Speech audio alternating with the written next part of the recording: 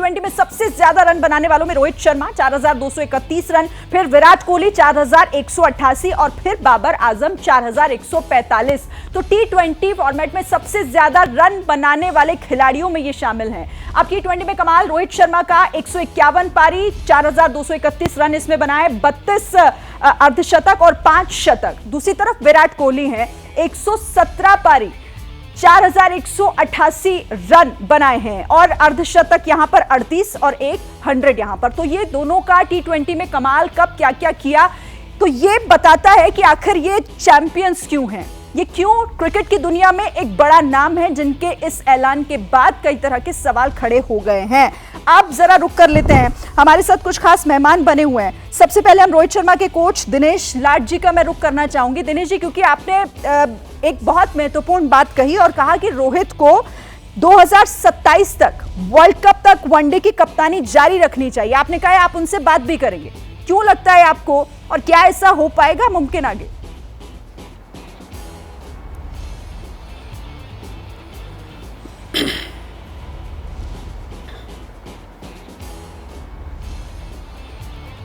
दिनेश लाड जी, आपको मेरी आवाज मिल रही है?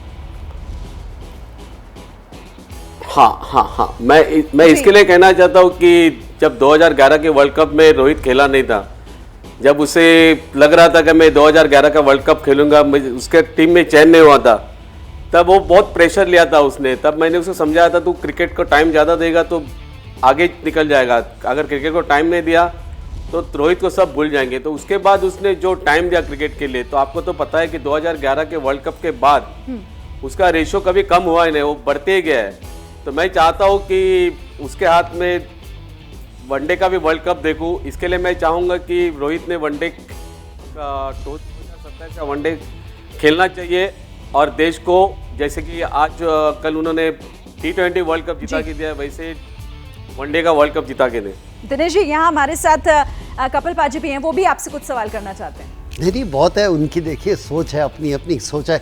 मेरी सोच थोड़ी सी अलग है। मैं ये कहता हूँ कि ये सब कुछ हमें सेलेक्टर्स के ऊपर छोड़ देना चाहिए। हम इमोशनल हो जाते हैं अपने साथियों को देख के कि हाँ इसको कप्तानी करनी चाहिए, लेकिन टीम की जो सोच है वो सेलेक्टर के ऊपर होनी चाहिए कि कौन सा कप्तान, क्या रोहित खेल सकते हैं, क्या वो कप्तानी कर सकते हैं। इतना बेहतरीन क्रिकेटर है, अगर वो फिट है और तब तक खेल सकते हैं क्यों नहीं।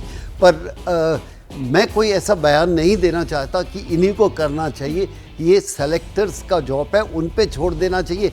आज जश्न का समय है और आज हम रोहित को कहेंगे कि जितना आप एंजॉय कर सकते हो करो, क्योंकि कल फिर एक और नया दिन आएगा, नई क्रिकेट आएगी, तो उसके लिए आपको तैयारी करनी होगी। लेकिन ये जो समय है इसके ऊपर अभी से अगर आप चर्चा करेंगे कौन कप्तान होगा कौन कोई, मुझे सही नहीं लगता। मुझे ये लगता है कि ये समय है पूरा कंट्री, पूरा देश जश्न करे, क्योंकि इतना लंबा सफ़र काट के आए हैं, एंजॉय करने दीजिए इनको। इसके लिए चर्चा होएगी, समय आएगा, बहुत करेंगे हम चर्चा।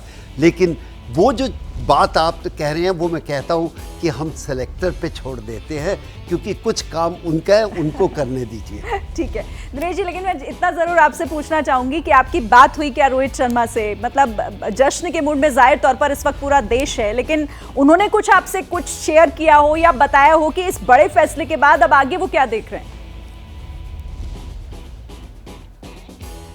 मेरे बात तो हुई नहीं है, आने के बाद ही मैं बात करूंगा। अभी तो उसको मैंने, जैसे कपिल बाजी बता रहे, उसको जश्न मनाने दो, उसको अभी जश्न मनाने दो, आने के बाद बात करेंगे। बट मैं कपिल बाजी से सहमत हूँ, उन्होंने जो कहा कि सिलेक्टर के ऊपर छोड़ दो, ये सही बात है सिलेक्टर। लेकिन मैं चाहता हूँ, मैं ये नहीं कह रहा हूँ कि उसको कप्तानी देनी चाहिए, क्या करनी, बट मैं चाह रहा हूँ कि 2027 का वर्ल्ड कप भी वो खेले।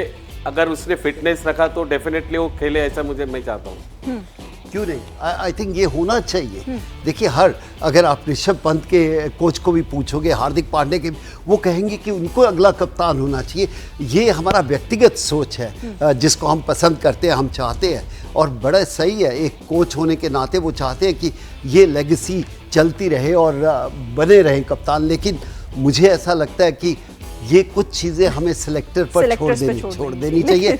हमें तो ये मोमेंट जो कल देखा और जो आज तक हम बाहर जाते हैं, रास्ते में देखते हैं, गाड़ी में बैठे हुए लोग वहाँ से चिल्लाते हैं वेल डन, हमने कुछ नहीं किया, इन प्लेयरों ने किया, पर हमें मुबारकबाद देते हैं, इतना अच्छा लगता है।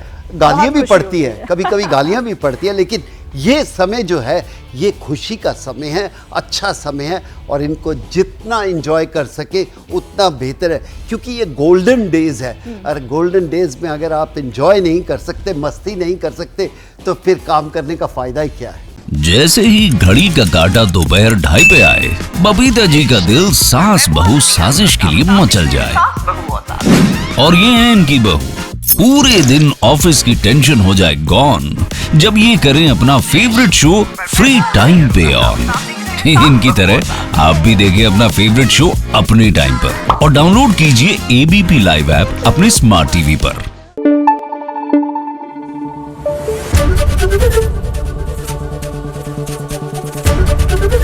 एबीपी न्यूज आपको रखे आगे।